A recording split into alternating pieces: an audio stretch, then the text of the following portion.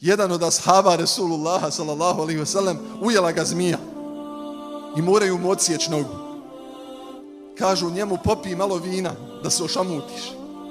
Kaže tako mi Allaha, otkako sam kelime i šehadet ponio, nije kap alkohola u ova usta ušla. Pa kaže šta ćemo, moramo ti odsjeći nogu. Sačekajte da ja klanjam 2 rekata. Pa kada završim i preselamim vi odsjecite. Kažu nisu ga čuli da je jauknuo. Vatrom su zaustavili krvarenje. Nakon sat, 2, 3 budi se iz nesvijesti. Kažu mu imamo još jednu lošu vijest za tebe. Izgubio si nogu, ali ti je dok si bio u bunilu konj udario sina i ubio ga.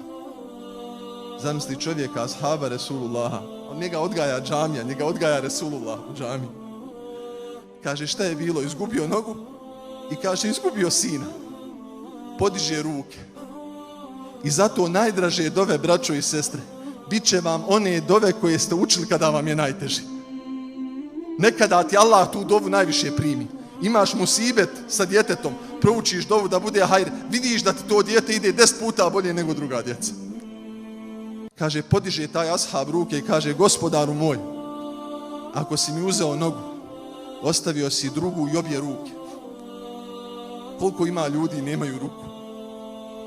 Gospodaru moj, ako si mi jedno dijete uzeo, i njega si mi ti dao, ali si mi drugu djecu ostavio. Tebi hvala na svakome stanju. Takav je vjernik.